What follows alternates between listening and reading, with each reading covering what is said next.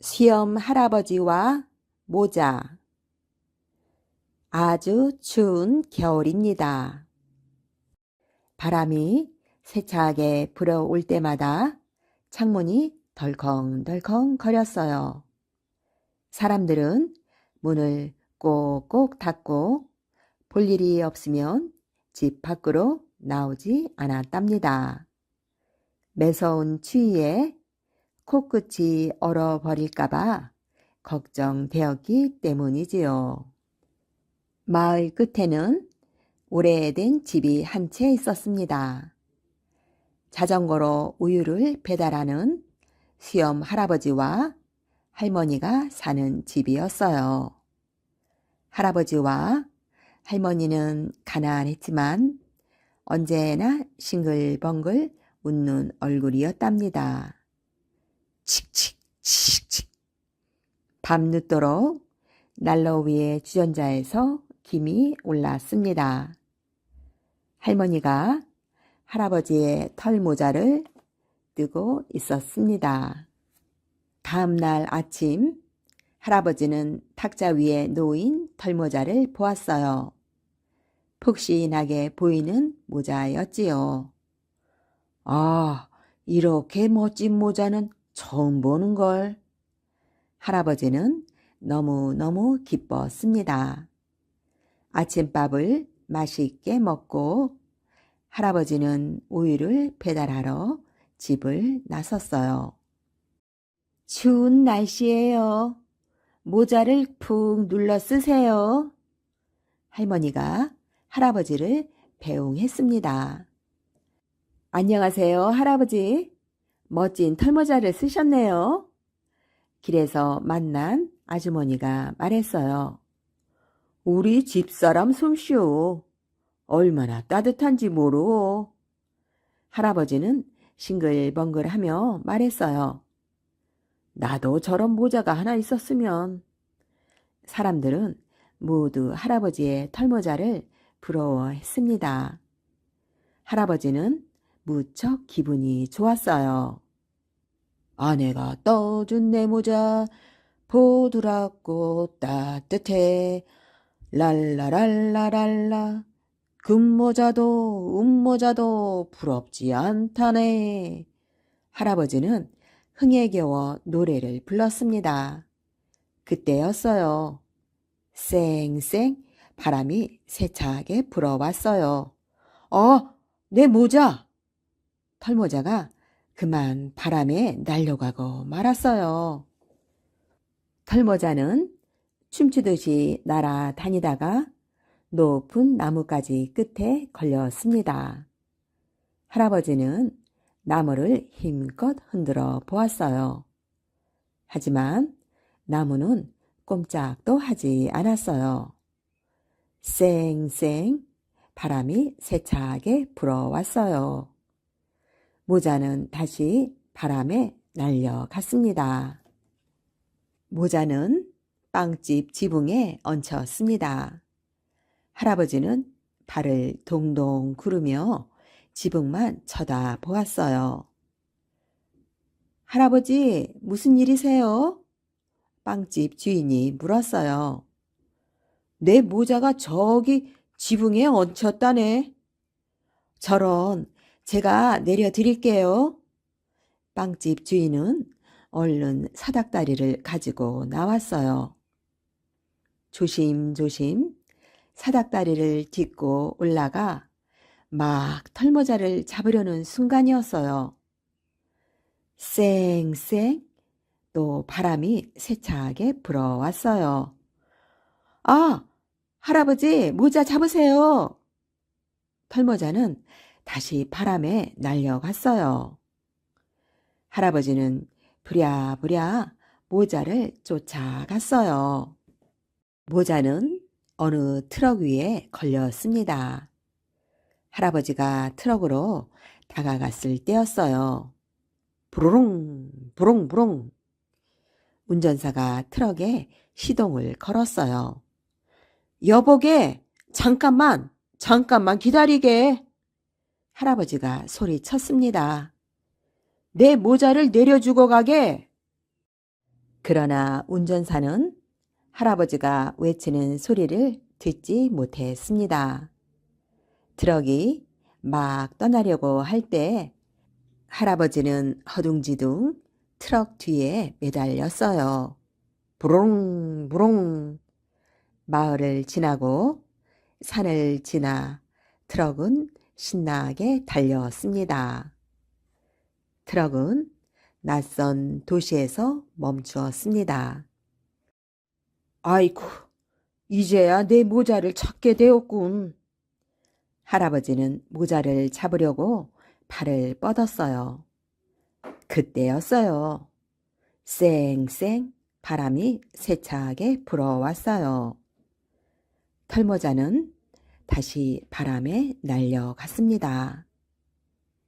할아버지는 숨 돌릴 틈도 없이 허겁지겁 모자를 쫓아가야 했어요. 길 가던 사람들이 눈을 동그랗게 뜨고 할아버지와 모자를 번갈아 쳐다보았습니다. 조그만 공원, 사람들의 모습은 보이지 않았어요. 나무 의자에 한 아이가 몸을 잔뜩 웅크린 채 앉아 있을 뿐이었어요. 쌩쌩 공원 안으로 바람이 세차게 불어왔어요. 털모자는 공중에서 빙글 한 바퀴 돌더니 아이의 머리 위에 살짝 내려앉았어요. 아, 따뜻해. 아이는 꿈을 꾸듯 말했어요. 따뜻한 모자를 얻은 아이는 기쁜 얼굴로 공원을 떠났습니다. 나무 뒤에서 아이를 지켜보던 할아버지는 빙글의 웃음을 머금었어요. 그래, 저 모자는 나보다 저 아이에게 훨씬 잘 어울리네. 할아버지는 잠깐 할머니를 떠올렸지만 할머니도 기뻐하리라고 생각했습니다. 거리에는 언제부터인가 하얀 눈이 소리 없이 내리고 있었습니다. 구두방 할아버지와 요정. 어느 겨울날 밤이었어요. 마을 길 모퉁이 조그만 구두방에는 밤 늦도록 불이 환하게 밝혀 있었어요. 구두방 할아버지는 이른 아침부터 밤 늦게까지 열심히 구두를 만들었어요. 그런데도 할아버지는 늘 가난했어요. 가죽값이 비싼 데다가 마음씨 좋은 할아버지가 구두를 너무 싸게 팔았거든요. 휴, 큰일이야. 이 구두를 만들고 나면 더 이상 구두를 만들 가죽이 없으니. 할아버지가 마지막 남은 가죽을 내려다보며 한숨을 쉬었어요. 그러자 곁에 있던 할머니가 할아버지에게 용기를 주었어요. 너무 걱정하지 마세요. 당신은 언제나 부지런히 일했으니 반드시 좋은 일이 있을 거예요. 할아버지는 싹둑싹둑 가죽을 구두 모양대로 잘랐어요. 그런데 늦게까지 일을 하자니 힘이 들고 잠도 쏟아졌어요. 아, 너무 졸린걸. 나머지는 내일 해야겠어. 이튿날 아침 구두방으로 내려온 할아버지는 깜짝 놀랐어요. 어젯밤 잘라놓은 가죽은 온데간데 없고 멋진 남자 구두 한 켤레가 놓여있지 뭐예요. 할멈, 할멈, 이리 좀 와 보구려. 할아버지는 눈이 휘둥그레져서 할머니를 불렀어요. 할머니도 놀라기는 마찬가지였지요. 어머나 세상에, 아니 누가 이렇게 멋진 구두를 만들어 놓았을까? 할아버지는 구두를 창가 진열대에 올려놓으며 생각했어요. 대체 누가 구두를 만든 거지? 한 땀 한 땀 보통 정성을 들인 게 아닌데. 그때 마침 거리를 지나가던 신사가 진열대에 놓인 구두를 보고 구두방 안으로 들어왔어요.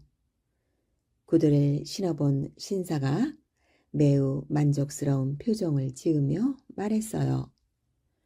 참 좋은 구두로군요. 이 구두를 제게 파십시오. 신사는 구두값보다 훨씬 많은 돈을 할아버지에게 주었어요. 할아버지는 신사가 주고 간 돈으로 구두 2켤레를 만들 수 있는 가죽을 샀어요. 할아버지는 기분이 좋아서 가죽을 자르며 콧노래를 흥얼거렸어요. 내일은 아침부터 서둘러야겠는걸. 구두를 2켤레나 만들어야 하니 말이야. 할아버지는 구두 모양대로 자른 가죽을 작업대 위에 놓고 잠을 자러 올라갔어요. 아, 잘 잤다. 할아버지와 할머니는 아침 일찍 일어나 구두방으로 내려갔어요. 그런데 이번에도 가죽이 있던 자리에 잘 만들어진 구두 2켤레가 놓여 있었어요.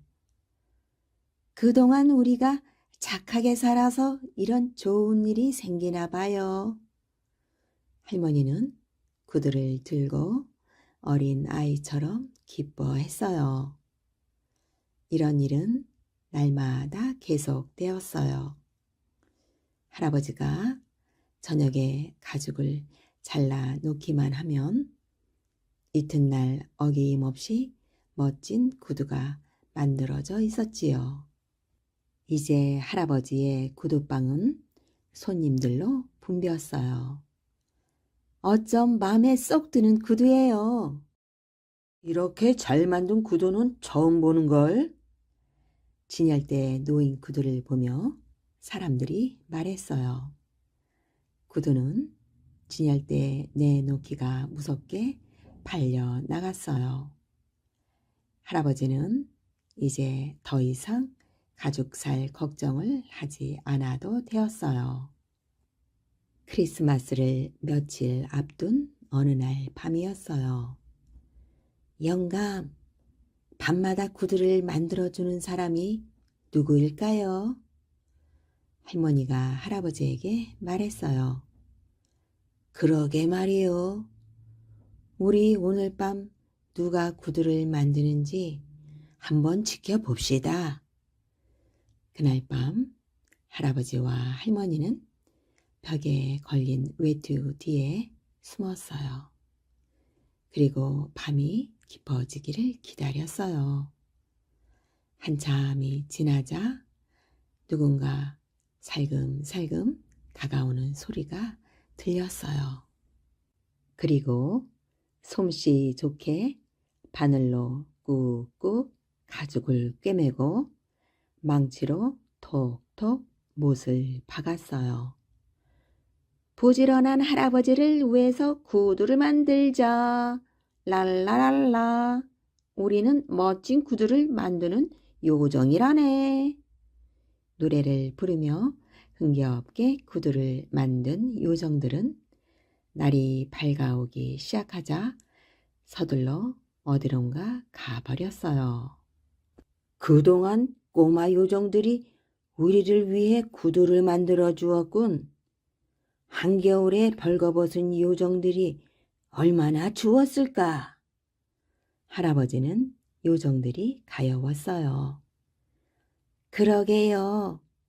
우리가 요정들에게 옷과 구두를 선물하면 어떨까요? 할머니가 할아버지에게 말했어요. 그래, 그게 좋겠어.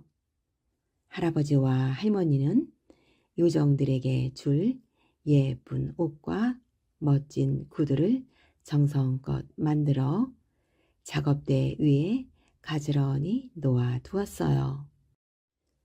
근사한 모자도 함께 말이지요.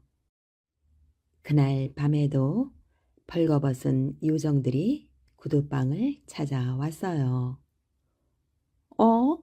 오늘은 가죽이 없는걸? 그런데 웬 옷과 음식들이지? 요정들이 어리둥절해 했어요. 우리 한번 입어보자. 야, 내 몸에 꼭 맞네? 여기 구두도 있잖아. 요정들은 기뻐서 펄쩍펄쩍 뛰었어요. 둘은 멋지게 차려입고 밤새도록 맛있는 음식을 먹고 춤을 추며 즐겁게 놀았어요. 그 뒤로 요정들은 할아버지의 구두방을 찾지 않았어요. 할아버지는 부자가 되었지만 변함없이 이른 아침부터 밤 늦게까지 열심히 일했어요. 그리고 가난한 사람들에게는 돈을 받지 않고 구두를 만들어 주었어요. 할아버지가 만든 구두를 신은 사람들은 누구나 행복한 미소를 지었지요. 할아버지는 길 모퉁이 조그만 구두방에서 할머니와 함께 오래오래 행복하게 살았답니다. 큰 바위 얼굴. 뾰족뾰족 바위 산으로 둘러싸인 마을이 있었습니다. 산에는 아주 놀라운 바위가 하나 있었답니다. 사람들은 그 바위를 큰 바위 얼굴이라고 불렀습니다. 사람의 얼굴과 꼭 닮아 있었거든요.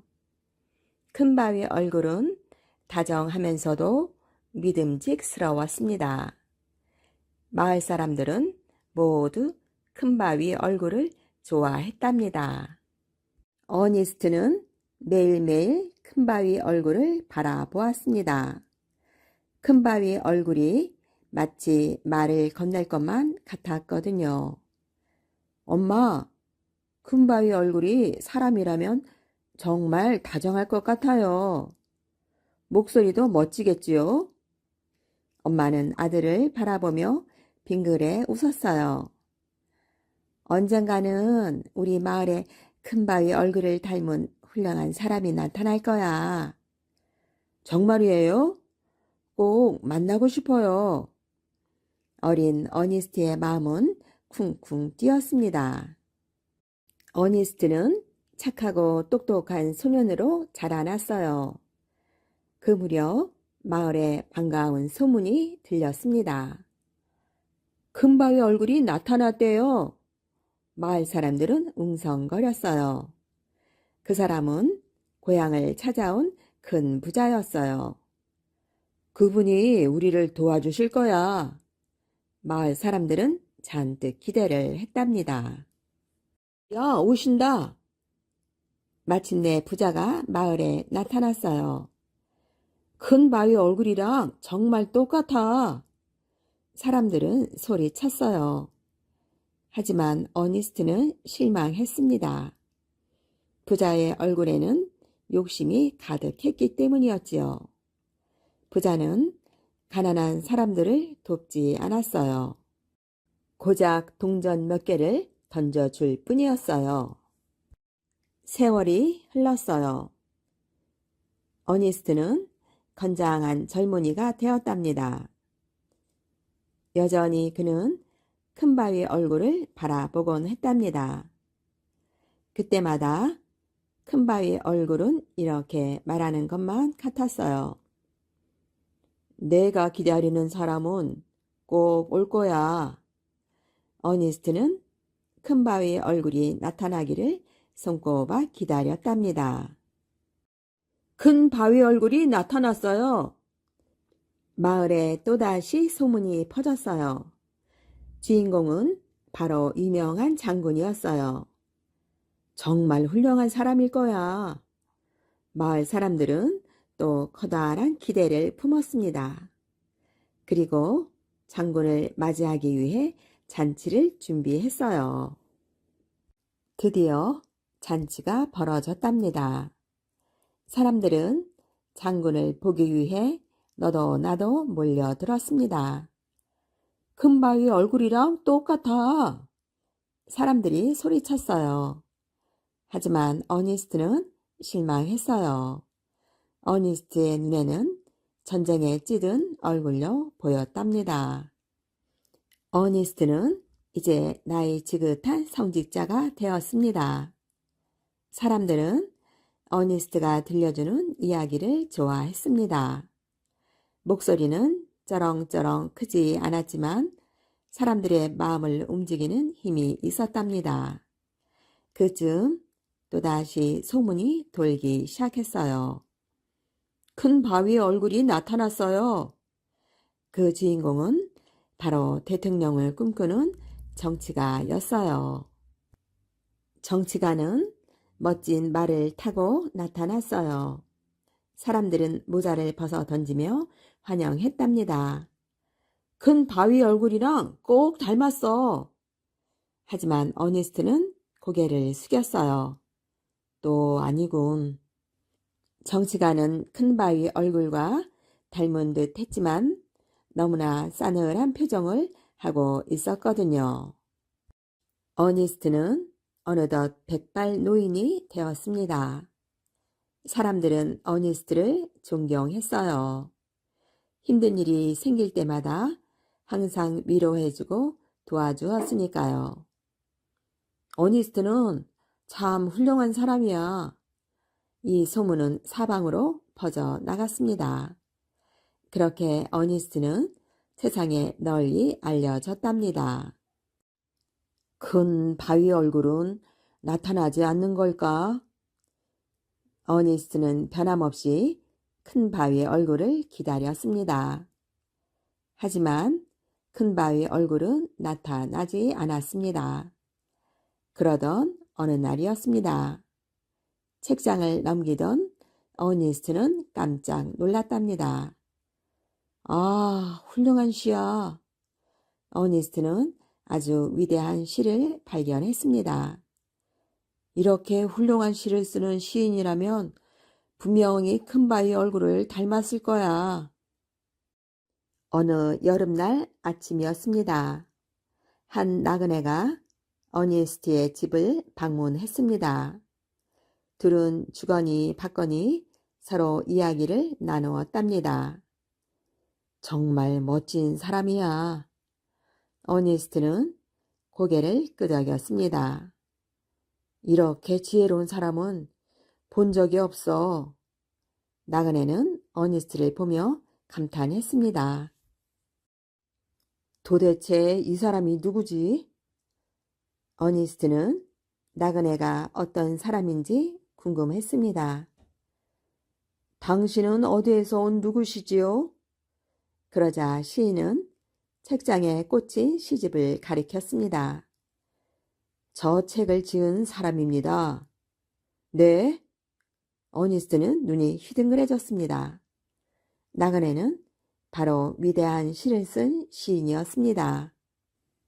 그러나 어니스트는 곧 슬픈 얼굴로 바뀌었습니다. 시인의 얼굴은 큰 바위 얼굴과 달랐거든요.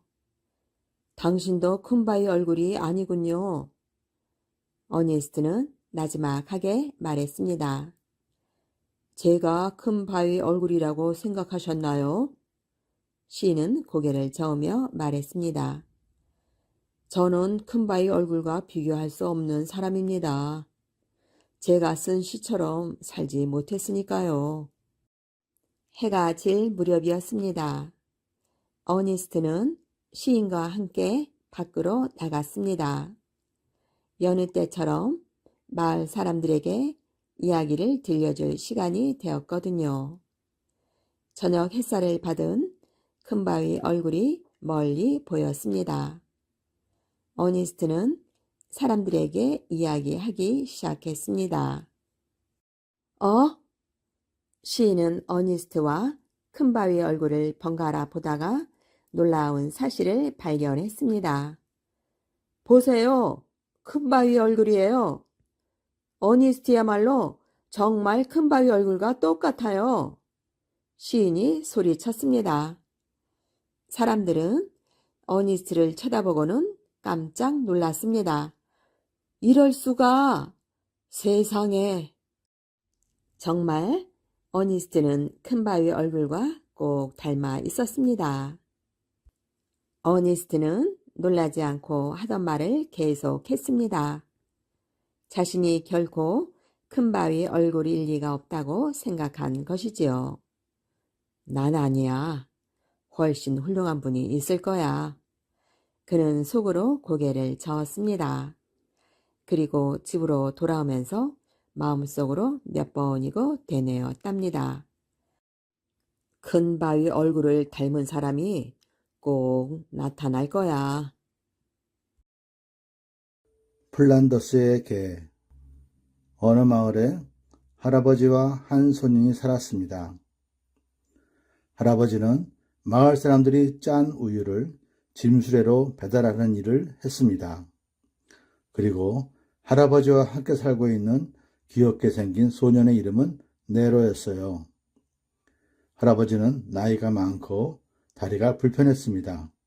그래서 네로는 언제나 할아버지를 도와주었습니다. 네로는 할아버지를 따라다니며 뒤에서 수레를 밀곤 했지요. 할아버지, 오늘도 제가 뒤에서 밀어드릴게요. 마을 사람들은 착한 네로를 칭찬을 했습니다. 할아버지와 네로는 가난했지만 행복하게 살았습니다. 어느 날 할아버지와 네로는 짐수레에 우유를 싣고 배달을 가는 중이었습니다. 그런데 네로가 길 옆에 풀숲에 큰 개 한 마리가 쓰러져 신음을 하고 있는 것을 보았습니다. 할아버지, 저기 개가 쓰러져 있어요. 할아버지와 네로는 개가 쓰러져 있는 곳으로 달려갔습니다. 이런, 많이 아픈 모양이다. 어서 수레에 싣자꾸나. 개를 집으로 데려온 할아버지와 네로는 마룻바닥에 부드러운 천을 깔고 그 위에 개를 눕혔습니다. 그리고 따뜻한 음식을 먹여주고 상처에 약을 발라주기도 하며 아주 정성껏 돌봐주었습니다. 그 개의 이름은 파트라슈였습니다. 원래 철물장수의 개였는데 그는 마음씨가 아주 나쁜 사람이었지요. 철물장수는 파트라슈에게 쇠 물건을 가득 실은 무거운 짐수레를 하루 종일 끌게 하면서 먹을 것도 제대로 주지 않고 걸핏하면 마구 때렸습니다. 이 쓸모없는 게으름뱅이야. 어서 일을 해야지. 그날도 고되고 힘든 일에 지쳐 파트라슈는 풀숲에 쓰러지고 만 것이었지요. 그렇게 되자 천물장수는 파트라슈를 버려둔 채 혼자서 가버렸습니다. 파트라슈, 우리와 함께 살자. 네로는 파트라슈의 곁을 떠나지 않았습니다. 할아버지와 네로의 간호 덕분에 파트라슈는 하루하루 건강을 되찾아갔습니다. 그러던 어느 날이었어요. 할아버지가 수레에 우유를 싣고 있었는데 파트라슈가 수레 앞쪽에 있는 손잡이로 뛰어들었어요. 멍! 멍! 멍! 멍! 멍! 수레를 자기가 끌겠다는 뜻이었지요. 파트라슈, 넌 일어나지 않아도 돼. 네로가 말렸지만 아무 소용이 없었어요. 그렇다면 수고 좀 해다오. 자, 가자, 파트라슈. 할아버지가 파트라슈의 머리를 쓰다듬으며 말했습니다. 그러자 파트라슈는 알았다는 듯 꼬리를 살랑살랑 흔들었습니다. 파트라슈 덕분에 내가 아주 편안해졌구나. 파트라슈는 할아버지와 네로가 우유를 배달하는 데 큰 힘이 되었습니다. 파트라슈가 수레를 끌어주자 할아버지는 힘이 많이 들지 않았지요. 네로도 파트라슈와 함께 일을 하니 할아버지와 단둘이 일을 했을 때보다 훨씬 더 즐거웠습니다. 파트라슈, 힘들지 않니? 쉬고 싶을 땐 그늘에서 쉬렴. 우유 배달이 끝나면 파트라슈와 네로는 즐겁게 놀았습니다. 그러다 지치면 풀밭에 쓰러져 잠에 들곤 했지요. 파트라슈, 참 재미있다. 너도 즐겁지? 네로와 파트라슈는 언제나 다정한 친구처럼 지냈습니다. 그러던 어느 날이었어요. 할아버지가 그만 병이 나서 자리에 눕고 말았습니다. 네로야, 내가 고생이 많구나. 할아버지는 자기가 아픈 것보다 어린 네로가 힘들게 일하는 것이 더 걱정되었습니다. 제 걱정은 하지 마세요, 할아버지. 우유 배달 일은 제가 잘 알고 있으니까 파트라샤와 같이 하면 문제 없어요. 할아버지는 그냥 푹 쉬세요. 마을 사람들은 열심히 일하는 어린 네로를 기특하게 생각했습니다. 네로야, 힘들지 않니? 아니에요. 파트라샤가 있으니까 하나도 힘들지 않아요. 네로는 파트라샤와 함께 열심히 우유 배달 일을 했습니다. 네로는 우유 배달 일을 끝내고 돌아오는 길에 늘 성당 앞에서 발걸음을 멈추었습니다. 파트라슈, 나 잠깐 들어갔다 올 테니 여기서 기다려. 파트라슈는 네로가 말한 대로 성당 앞에 앉아서 기다렸습니다. 그러면 네로는 한참 후에 힘없는 모습으로 깊은 한숨을 내쉬며 밖으로 나오곤 했어요. 가자, 파트라슈. 그런 날이면 네로는 파트라슈와 잘 놀지도 않고 말도 잘 하지 않았습니다. 성당 안에 무엇이 있길래 네로가 성당 안에만 들어갔다 나오면 힘이 없어지는지 파트라슈는 궁금했습니다. 그래서 고개를 갸웃거리며 네로 주위를 맴돌곤 했지요. 네로는 어려서부터 그림 그리는 것을 좋아했습니다. 어른이 되면 네로는 핀란드에서 태어난 루벤스처럼 훌륭한 화가가 되는 것이 꿈이었습니다. 네로가 자주 들르는 성당 안에는 훌륭한 그림과 함께 네로가 좋아하는 루벤스의 그림이 걸려 있었지요. 하지만 그 그림은 커다란 커튼으로 가려져 있어서 돈을 내지 않으면 볼 수가 없었습니다. 네로에게는 그림을 볼 수 있을 만한 돈이 없었지요. 그래서 늘 성당에 들어갔다가 힘없이 나오곤 했던 것입니다. 나는 언제쯤 그 그림을 볼 수 있을까? 잠깐만이라도 볼 수 있다면 좋을 텐데. 네로는 언제나 안타까워할 뿐이었습니다. 네로에게는 같은 마을에 사는 아로아라는 여자친구가 있었습니다. 아로아네 집은 방앗간을 했지요.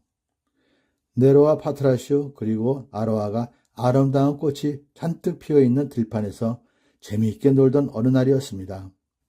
아로아, 내가 그림을 그려줄게. 네로는 아로아와 파트라슈의 모습을 열심히 그렸어요. 그런데 그때 아로아의 아버지가 나타났습니다.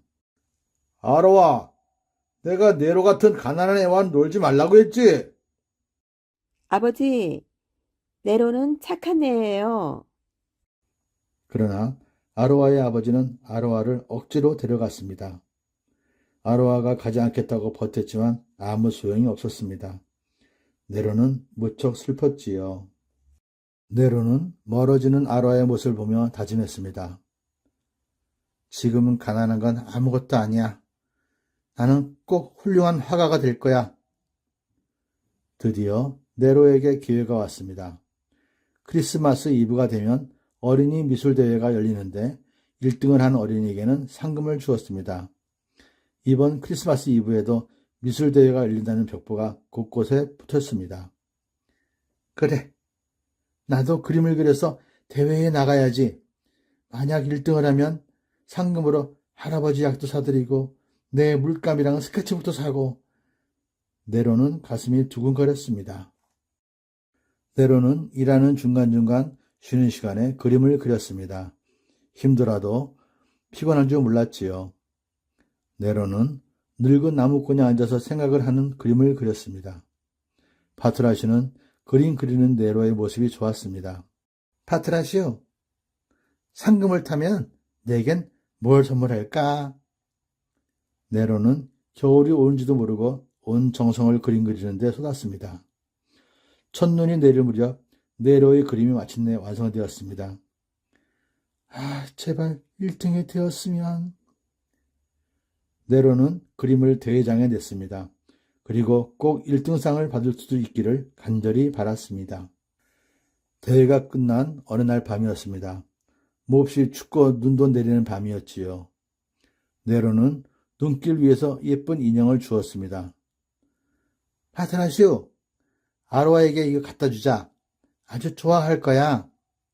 네로는 아로아의 집으로 갔습니다.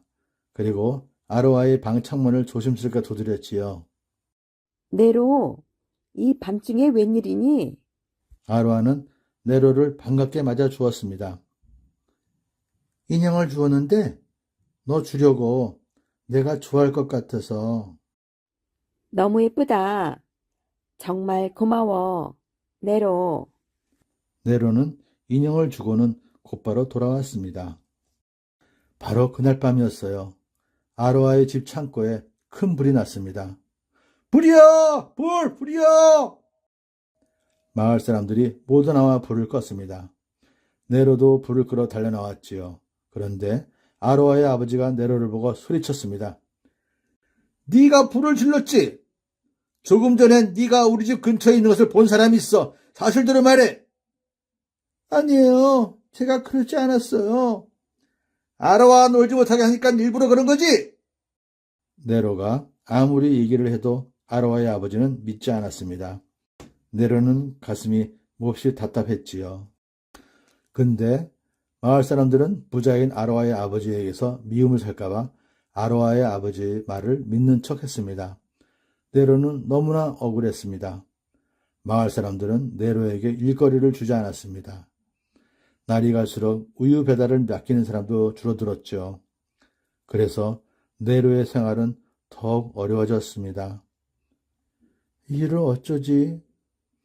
할아버지의 약도 사들여야 하는데. 네로가 집집마다 돌아다녔지만 아무도 일거리를 주지 않았습니다. 파트라시오, 큰일이구나.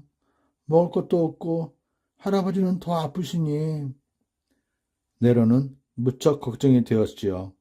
하지만 파트라시오가 있어서 위로가 되었습니다. 크리스마스가 가까워지자 모두들 들뜬 기분으로 음식과 선물을 준비했습니다. 하지만 네로의 집은 너무나 쓸쓸했습니다. 땔감도 없어 집안은 추웠고 먹을 것도 없어서 네로와 파트라시는 굶는 날이 많았습니다. 그러던 어느 날 밤이었어요. 병이 나서 자리에 누워있던 할아버지가 그만 돌아가시고 말았습니다. 할아버지, 돌아가시면 안 돼요. 저 혼자 어떻게 살아요? 돌아가시면 저를 어떡해요? 네로는 할아버지를 끌어안고 아주 슬프게 울었지요. 옆에 있던 파트라시도 끙끙거리며 슬퍼했습니다. 네로가 지쳐서 집에 돌아와도 인자하게 웃어주는 할아버지의 모습을 더 이상 볼 수 없게 되었지요. 눈이 많이 내리는 날, 네로와 파트라시는 할아버지의 장례식을 치렀습니다. 그러고 나자 네로에게는 돈이 한 푼도 남지 않았습니다. 집세도 내지 못할 형편이 되었지요. 네로는 집주인을 찾아갔습니다. 아저씨, 정말 죄송합니다. 조금만 기다려주세요. 제가 일을 해서 꼭 갚아드리겠습니다. 안 돼. 벌써 2달째나 집사가 말려 있어. 돈이 없다면 술이라도 두고 나가라. 네로가 울먹이며 서정했지만 집주인은 들은 척도 하지 않았습니다. 파트라시오, 이제 어쩌지? 네로와 파트라시는 하는 수 없이 수레를 집주인에게 주고 올 수밖에 없었습니다. 집으로 돌아온 네로는 잠을 잘 수 없었습니다. 할아버지가 계셨더라면. 집에서 나가게 되면 네로와 파트라시는 갈 만한 곳이 없었습니다. 네로는 파트라시를 끌어안고 울면서 말했습니다. 파트라시오, 이제 우리는 어떻게 살지? 갈 곳도 없는데. 파트라슈도 기운이 없었습니다. 뜬 눈으로 밤을 보낸 네로와 파트라슈는 날이 밝자마자 떠날 준비를 했습니다.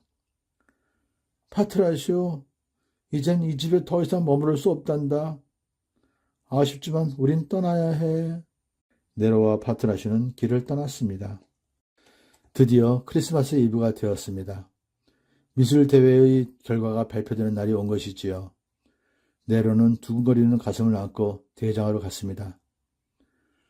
파트라슈, 빨리 가보자. 1등을 하면 맛있는 걸 사줄게. 네로는 아무것도 먹지 못해 배고파하는 파트라슈가 불쌍했습니다. 벌써 많은 사람들이 대회장에 모였습니다. 어느 한 사람이 나오더니 말했습니다. 여러분, 곧 1등상을 받게 되는 그림을 보여드리겠습니다. 네로는 마음을 졸이면서 1등 그림을 보았습니다. 그런데 그것은 네로의 그림이 아니었어요. 네로는 그만 눈물이 나왔습니다. 그날 밤은 유난히 추웠습니다. 눈이 펑펑 쏟아지고 찬바람이 쌩쌩 불었습니다. 파트라슈, 난 이제 그림 그릴 자신이 없어. 뭘 어떻게 해야 할지 모르겠어. 네로와 파트라슈는 어깨가 축 처진 채 힘없이 걸었습니다. 네로에게서는 꿈도 희망도 사라졌습니다. 눈보라 속을 힘없이 걷고 있는데 갑자기 파트라슈가 지저댔습니다. 뭉뭉! 뭉뭉! 파트라슈, 왜 그래? 파트라슈는 눈 속에서 지갑 하나를 발견했습니다. 아주 돈이 많이 들어있는 지갑이었지요. 이건 아로아의 아버지 지갑이야. 몹시 찾으실 텐데 어서 갖다 드리자. 네로는 아로아의 집 앞에서 아로아를 불렀습니다. 그러자 아로아의 어머니가 나왔습니다. 아니, 네로야. 무슨 일이니? 들어오렴. 아저씨 지갑을 주었습니다. 파트라슈가 눈 속에서 찾았어요. 그리고 제발 부탁이니 파트라슈를 돌봐주세요. 며칠째 아무것도 먹지 못했어요. 네로는 파트라슈를 아로아네 집에 두고 밖으로 달려나갔습니다. 파트라슈는 네로를 따라가려고 했지만 문이 닫혀버려 나갈 수가 없었습니다. 집으로 돌아온 아로아의 아버지는 네로가 주워온 지갑을 보며 네로를 미워했던 것을 후회했습니다. 내가 착한 네로를 괜히 미워했구나. 이렇게 추운 날 어디로 간 것일까? 그때 문이 조금 열리는 것을 본 파트라슈는 아로아의 집에서 뛰어나갔습니다.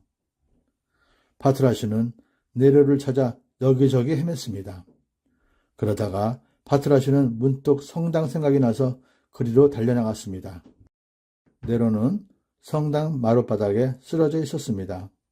파트라슈는 네로 곁으로 가서 혀로 네로의 얼굴을 부드럽게 핥았습니다. 정신이 든 네로는 파트라슈를 힘껏 껴안았지요. 그날 밤 네로는 그렇게 보고 싶었던 루벤스의 그림을 볼 수 있었습니다. 눈이 그치고 달빛이 그림을 비춰 그림을 볼 수 있었던 것이지요. 네로는 무척 기쁘고 행복해서 눈물을 흘렸습니다. 크리스마스 날 아침이 되었습니다. 사람들은 모두 즐거운 모습으로 크리스마스 예배를 보기 위해 성당에 모였습니다. 그리고 네로와 파트라슈가 서로 부둥켜 안은 채 숨져 있는 것을 보았습니다. 아로아와 아로아의 가족도 성당에 왔다가 숨진 네로와 파트라슈를 보았습니다. 아로아의 아버지는 울먹이면서 마음속 깊이 후회했지요. 네로야, 아저씨가 잘못했다. 마을 사람들도 눈물을 흘리며 네로에게 잘해주지 못한 것을 뉘우쳤습니다. 마을 사람들은 네로와 파트라슈를 할아버지 옆에 묻어주었지요. 그리고 네로와 파트라슈가 하늘나라에서 할아버지를 다시 만나 행복하게 잘 살 거라고 믿었습니다. 알라딘의 요술램프. 먼 옛날 아라비아의 한 마을에 알라딘이라는 소년이 살았습니다. 아버지가 일찍 돌아가셨기 때문에 알라딘의 집은 가난했습니다. 그러나 알라딘은 어머니와 함께 행복하게 살고 있었습니다. 어느 날 알라딘이 친구들과 놀고 있을 때 낯선 아저씨가 알라딘에게 다가와 말했습니다. 얘야, 내가 알라딘이지? 네. 그런데 아저씨는 누구세요? 나? 나는 내 삼촌이란다. 너는 잘 모르겠지만. 그런데 알라딘 집이 어디지? 알라딘은 처음 본 삼촌을 데리고 집으로 왔습니다.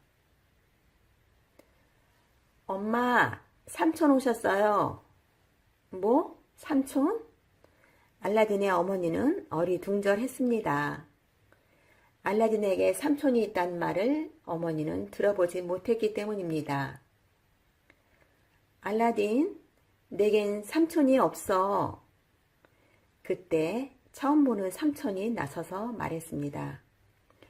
저는 돈을 벌기 위해 오랫동안 아프리카에 가 있었지요. 그래서 형님이 돌아가신 것도 모르고 있었습니다. 그러셨어요? 알라딘의 어머니는 의아했지만 믿을 수밖에 없었습니다. 형수님, 이제 아무 염려 마세요. 저는 부자가 되었어요. 알라딘은 그를 정말로 삼촌이라고 믿었습니다. 삼촌, 우리도 이제 부자로 사는 거예요? 그래, 알라딘. 이 삼촌이 너에게도 많은 보물을 주겠다. 정말이에요, 삼촌? 고맙습니다. 그 대신 이 삼촌 말을 잘 들어야 한다.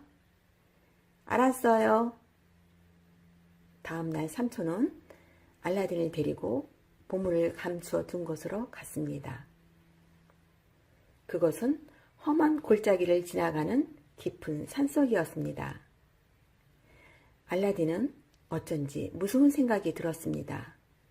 삼촌, 무서워요. 집으로 가요.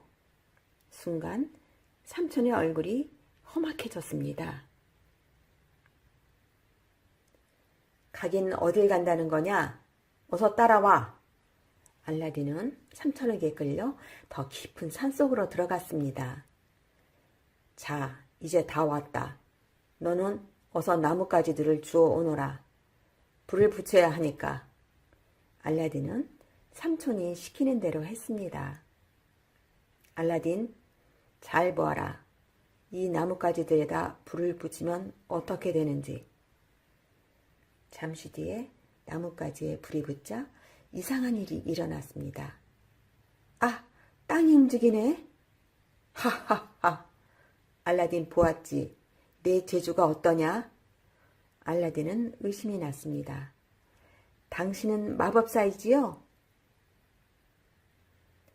하하하. 이제 와서 그건 왜 물어? 잔소리 말고 어서 저 밑으로 내려가. 마법사가 시키는 곳에는 돌문이 열려 있고 땅 밑에는 돌층계가 나 있었습니다. 알라딘, 층계를 다 내려가면 램프가 있을 거야. 램프를 가지고 오너라. 싫어요. 무서워요. 알라딘, 내 말을 안 들을 테냐? 마법사는 손가락을 끼고 있던 반지를 빼서 무서운 얼굴로 말했습니다. 내가 특별히 이 마법의 반지를 주겠다. 이 반지를 끼면 아무것도 두려울 게 없다. 알라딘은 할 수 없이 반지를 받아 손가락에 끼웠습니다.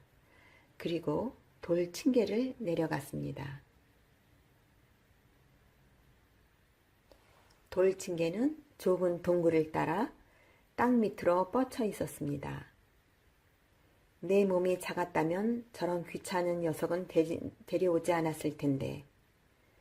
알라딘이 돌 층계를 다 내려가자 갑자기 주위가 환해졌습니다. 아, 웬일일까? 눈이 부시네. 알라딘이 정신을 차리고 보니 그것은 온통 보석 나무들로 가득 차 있었습니다. 야, 나무 열매가 모두 보석이구나. 알라딘은 나무에서 보석을 따 허리춤에 넣고 나서 이제 램프를 찾아야겠다고 생각했습니다. 램프는 보석에 달린 나뭇가지 끝에 높다랗게 걸려 있었습니다. 보석도 얻고 램프도 찾았으니 이제 나가자. 알라딘은 동굴의 돌층계를 올라와 돌문에 이르렀습니다. 아, 알라딘 돌아왔구나. 어서 램프를 타오. 돌문 앞에서 알라딘을 기다리고 있던 마법사는 램프를 내놓으라고 재촉했습니다. 싫어요. 먼저 저를 내보내주세요. 뭐라고? 어서 램프를 내놓아 이 꼬마야. 램프만 가져가고 나를 이 동굴에 가둬놓을 셈이죠? 아니 너 정말 램프를 내놓지 못하겠다는 거냐? 알라딘 영원히 동굴 안에 갇혀 있고 싶어?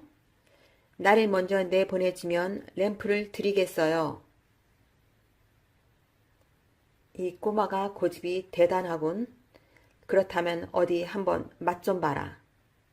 마법사는 화가 난 듯 말을 마치자마자 돌문을 꽝 닫아버렸습니다. 큰일 났네. 정말로 돌문을 닫아버렸어. 알라딘은 돌문을 열어보려고 애썼지만 꼼짝하지 않았습니다. 살려주세요! 살려주세요! 그러나 아무리 소리쳐도 밖에서는 기척이 없었습니다. 엄마가 몹시 기다리실 텐데. 알라딘은 어찌해야 좋을지 몰랐습니다. 문득 반지가 생각났습니다. 반지가 날 구해주면 좋겠다.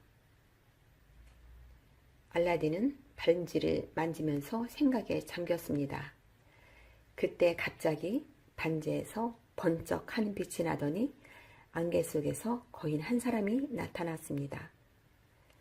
당신은 누구예요? 저는 주인님이 끼고 계시는 반지의 거인입니다. 주인님이 반지를 만지시면 언제든지 제가 나타나 주인님의 소원을 들려드리겠습니다. 정말 내 소원을 다 들어줄 수 있어요? 분부만 내리십시오, 주인님.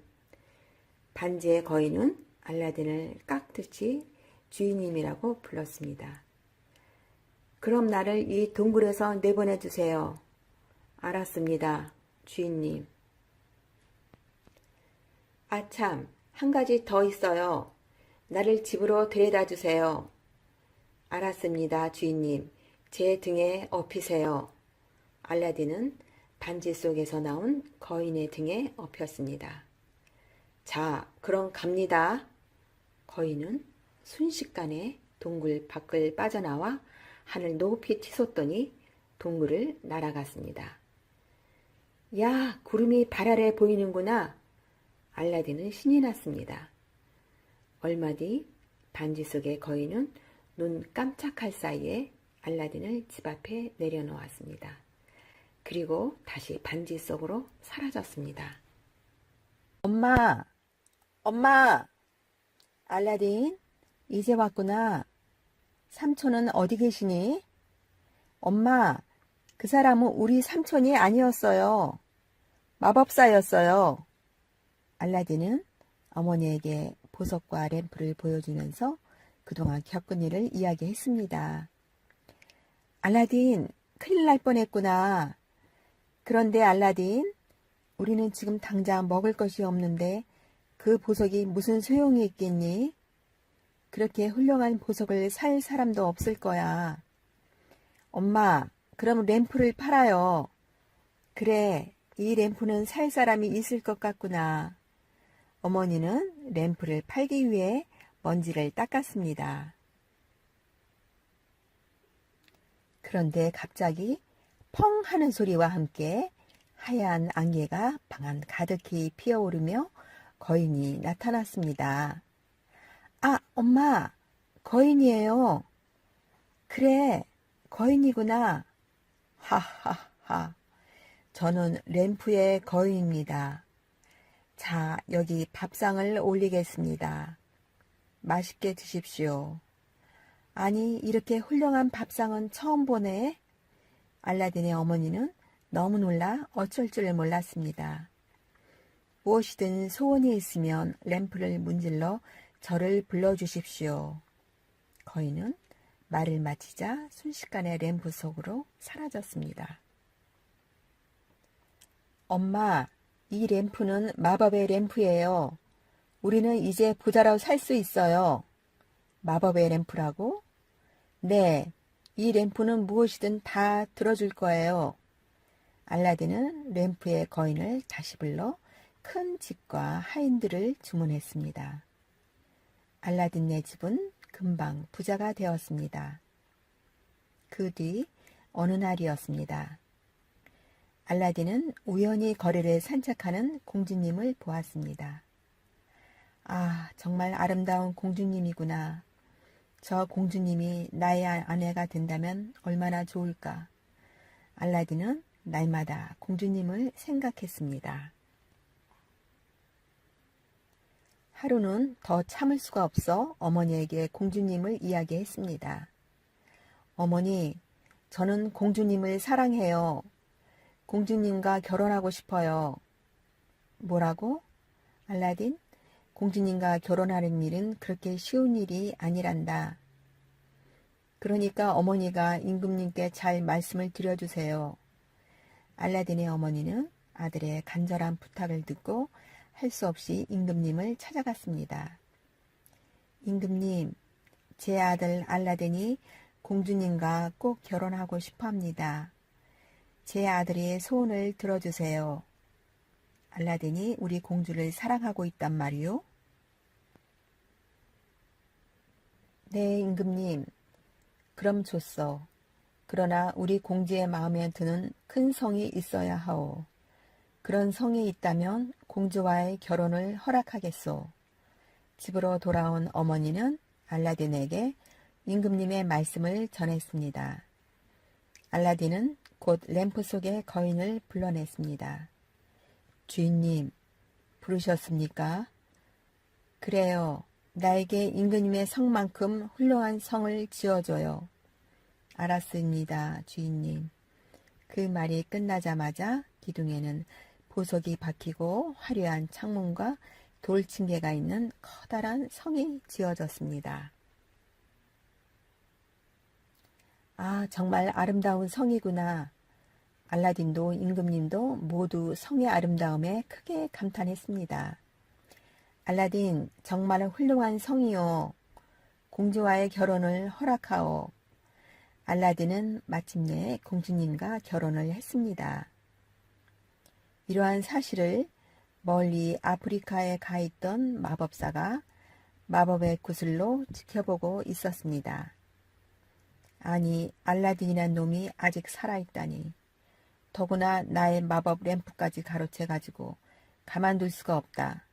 마법사는 서둘러 아라비아로 돌아왔습니다. 마법사는 알라딘의 성으로 갔습니다. 알라딘, 어디 두고 보자. 나의 마법 램프를 찾고야 말겠다. 마법사는 어떻게 하면 램프와 반지를 찾을 수 있을까 곰곰이 생각했습니다. 옳지. 좋은 방법이 있다. 마법사는 램프 장수로 변장을 하고 알라딘의 성 앞에서 큰 소리로 외쳤습니다. 헌 램프를 새 램프로 바꾸어 줍니다. 그때 공주님이 큰 소리를 들었습니다. 헌 램프를 새 램프로 바꾸어 준다고? 그럼 저 램프를 바꿔야겠구나. 공주님은 알라딘의 헌 램프를 들고 밖으로 나갔습니다. 공주님은 그것이 마법의 램프라는 사실을 몰랐습니다. 새 것으로 바꿔주세요. 네, 새 것으로 바꿔드리고 말고요. 마법사는 공주님이 가지고 나온 램프가 마법의 램프라는 것을 금세 알았습니다. 성공이다. 마법의 램프는 이제 나의 것이다. 마법사는 얼른 램프를 새 것과 바꿔주었습니다. 마법의 램프를 손에 넣은 마법사는 숲속으로 달려가 마법의 램프를 문질렀습니다. 램프 속의 거인아, 알라딘의 성과 공주님을 빨리 아프리카로 옮겨다오. 네, 알았습니다, 주인님. 마법사는 공주님까지 아프리카로 데리고 갔습니다. 집으로 돌아온 알라딘은 깜짝 놀랐습니다. 이게 어찌된 일이지? 성이 어디로 사라졌나? 공주도 온데간데 없구나. 알라딘은 영문을 몰라 허둥거렸습니다. 그리고 곧바로 반지의 거인을 생각했습니다. 반지의 거인은 알고 있을 거야. 알라딘이 반지를 만지자 안개 속에서 반지의 거인이 나타났습니다. 나의 성과 공주가 어디로 사라진 거지요? 주인님, 성과 공주님은 마법사가 가져갔습니다. 뭐라고요? 그럼 빨리 이곳으로 옮겨와요. 주인님, 그건 안 됩니다. 램프의 거인이 한 일이 제가 끼어들 수가 없습니다. 그럼 나를 공주가 있는 곳으로 데려다줘요. 그러지요. 그 일은 할 수 있습니다. 반지의 거인은 알라딘을 등에 태우고 눈 깜짝할 사이에 아프리카로 날아갔습니다. 성에는 마침 마법사가 없었습니다. 알라딘은 성으로 들어가 공주님을 만났습니다. 공주, 무사했구려. 오, 알라딘 오셨군요. 공주, 시간이 없어요. 내 말을 잘 듣고 그대로 해요. 알라딘은 공주님에게 잠오는 약을 주었습니다. 공주, 마법사가 돌아오면 이 약을 술에 타 먹이도록 해요. 알았어요, 알라딘.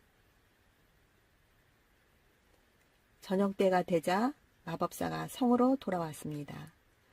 공주님은 마법사를 반갑게 맞았습니다. 공주, 웬일이오? 반갑게 나를 맞으니. 오늘은 제가 귀한 술을 대접하려고 해요. 하하하, 좋소. 술이라면 얼마든지 들겠소. 공주님은 잠오는 약을 탄 술을 마법사에게 따라주었습니다. 약을 탄 술을 마신 마법사는 얼마 뒤에 잠이 깊이 들었습니다. 이때 알라딘이 나타나 마법사의 품속에서 마법의 램프를 꺼냈습니다. 공주, 어서 아라비아로 돌아갑시다. 네, 알라딘. 알라딘은 마법의 램프를 문지르며 말했습니다. 램프의 거인님, 어서 나와 이 성과 우리를 아라비아로 옮겨줘요. 알라딘의 말이 끝나기도 전에 램프 안에서 거인이 나타났습니다. 알았습니다, 주인님. 다음 순간 알라딘과 공주님 그리고 성은 본래의 자리로 옮겨져 있었습니다. 공주, 이제 이 마법의 램프를 잃어버리지 않도록 합시다. 네, 저는 이 램프가 마법의 램프인지를 몰랐어요. 그 뒤 알라딘과 공주님은 임금님과 어머니를 모시고 오래오래 행복하게 살았습니다.